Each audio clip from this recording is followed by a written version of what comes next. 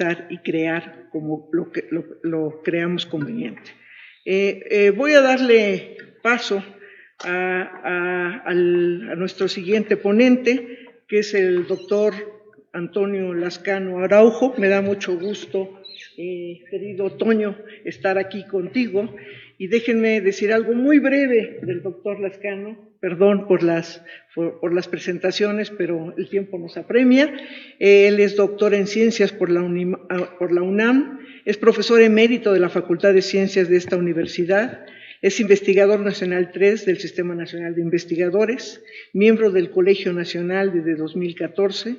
En 2007 recibió el Premio Universidad Nacional en Investigación en Ciencias Naturales y al año siguiente la Universidad de Milán le concedió el doctorado honoris causa. En mayo de 2015 la Universidad de Valencia, España, le confirió el grado también de doctor honoris causa. Es autor de más de 150 trabajos de investigación publicados en revistas con arbitraje internacional, alrededor de 70 artículos de divulgación científica y es autor o coautor de 16 libros especializados sobre problemas evolutivos. Por favor, doctor Lascano. Muchas gracias, doctora Dávila. Muchas gracias, Patti. Me permití preparar unas notas sobre autonomía e investigación científica y las calculé exactamente para 13 minutos, entonces espero efectivamente cumplir con eso. Yo te aviso. Bien. ¿A los 13 o a los 15? A los 13. Bien. Ahora que nos reunimos para conmemorar la autonomía de nuestra universidad, me parece indispensable recordar la enorme influencia que las ideas de Wilhelm von Humboldt tuvieron en la creación de la Universidad Nacional. Al igual que su hermano, Wilhelm von Humboldt era un heredero intelectual de la Ilustración y al fundar la Universidad de Berlín en 1810 lo hizo convencido de que la vida académica debería estar libre, lo cito, de las ataduras de la religión y del aparato político del poder público. Hasta aquí la cita. El tiempo ha sido injusto con el recuerdo de Ezequiela Chávez, cuya memoria ha quedado reducida al nombre de una de nuestras preparatorias, pero fueron él y Justo Sierra quienes reconocieron la importancia de las ideas de Humboldt y las aplicaron a lo que luego sería la UNAM, en donde han arraigado de una manera profunda. La universidad pública solo es concebible sin las presiones y ataduras de los poderes políticos y religiosos. A pesar de sus elementos utópicos, la autonomía no es negociable. Resulta insólito tener que insistir a estas alturas en la importancia que tiene una vida pública secular para mantener las libertades académicas, pero basta asomarse a Latinoamérica para ver cómo la derechización de la vida política y el crecimiento del populismo han provocado el acercamiento de partidos y líderes a distintas iglesias. Los dos frentes en donde colisionan las concepciones religiosas con la laicidad son la salud y la educación, y es en las ciencias de la vida en donde se están gestando los conflictos más importantes. Basta recordar, por ejemplo, al diputado evangélico brasileño que hace pocos años exigió la eliminación de la enseñanza de la evolución y que terminó hermanado, a pesar de las disputas teológicas entre las iglesias cristianas, con el antidarwinismo vociferante del cardenal Juan Sandoval Íñiguez de Guadalajara. Estos incidentes no son meras anécdotas, sino un reflejo de las aspiraciones ilegítimas por recuperar los fueros eclesiásticos y la reinstauración de la educación religiosa en las escuelas públicas. La historia política de nuestro país abunda en acuerdos soterrados entre el PRI y la jerarquía católica, y no hace mucho atestiguamos el espectáculo bochornoso en donde el presidente de la República cedió en Tijuana un foro político para que un cura católico y un pastor evangélico lo transformaran en púlpito.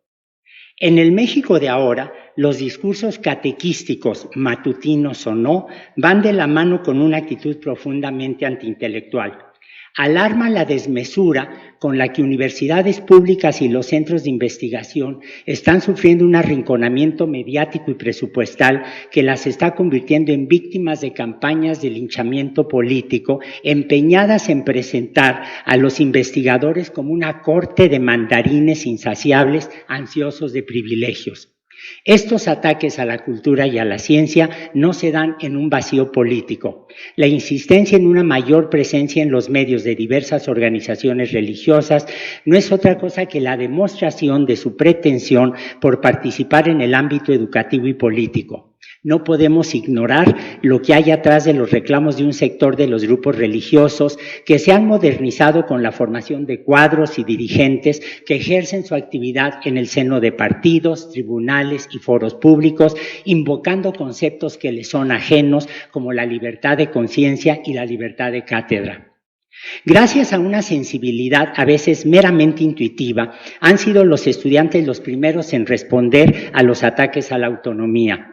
Aún en las épocas de mayor presión política y amenazas presupuestales, las instituciones de educación superior ejercieron su autonomía y se mantuvieron como un espacio de resistencia que generó propuestas sociales y económicas profundamente democráticas. Fueron los universitarios los primeros en alertar sobre los riesgos del neoliberalismo y de la imposición de marcos de referencia sociales, culturales y políticos basados en la economía globalizada del mercado. Y fue también en las universidades públicas donde muchos aprendimos a reconocer la distinción, ahora esencial, entre la izquierda política y la izquierda social.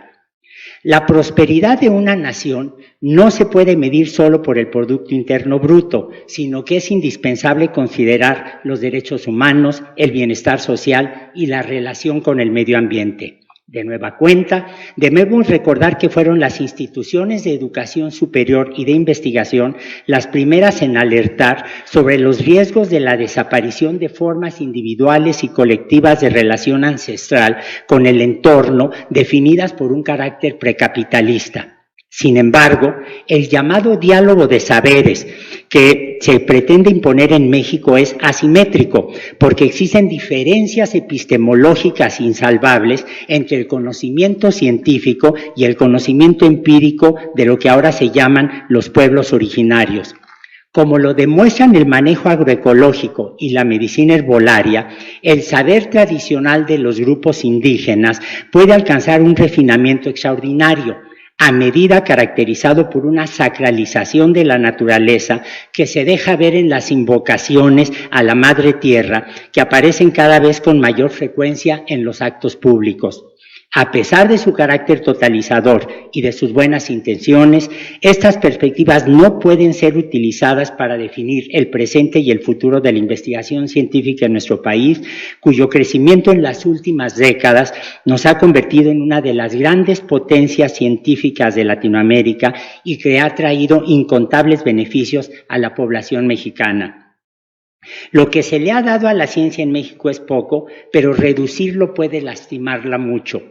Por ello, se requiere no de la imposición de una austeridad caprichosa y mal definida, sino de un gasto racional y transparente que se refleje en la convicción de que los principales beneficiarios de la inversión en ciencia, cultura y educación superior serán en un futuro no muy lejano los niños y los jóvenes de hoy. El desmantelamiento de las estructuras viciadas es indispensable, pero la centralización del poder que se quiere imponer como parte de los reajustes al aparato estatal científico es inaceptable para una comunidad intelectual y políticamente madura que no está dispuesta a ceder su derecho legítimo a participar en la definición de las políticas académicas.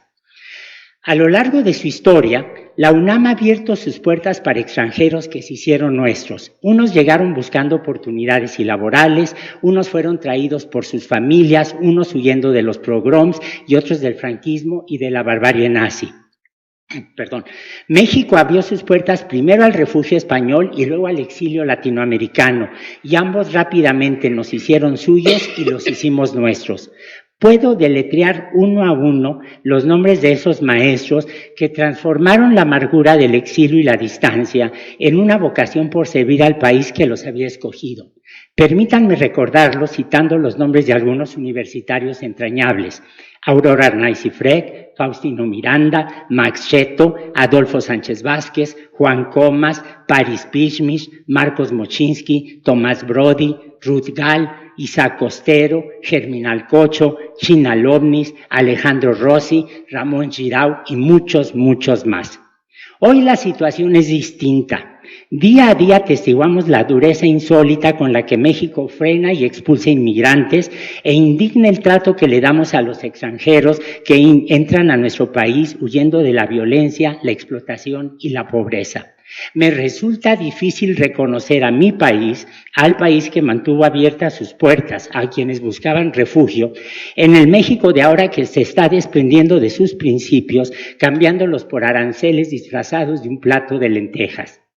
A pesar de los vientos adversos que enfrentan las ciencias y las humanidades en nuestro país, aún estamos a tiempo para corregir el rumbo. Como lo intuyó Wilhelm von Humboldt, el desarrollo de la cultura requiere no solo de una política económica que trascienda los vaivenes políticos, sino también de universidades autónomas con libertad intelectual y científica. El futuro no es lo que va a pasar, sino lo que vamos a hacer, escribió alguna vez Jorge Luis Borges. Construyámoslos juntos, a sabiendas de que en ese futuro la universidad nacional, abierta, laica, pública y autónoma es indispensable. Muchas gracias.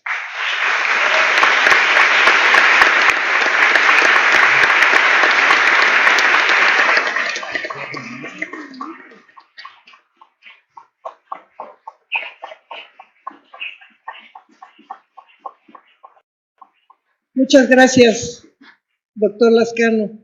Pues fueron menos de 13 minutos, pero fueron muy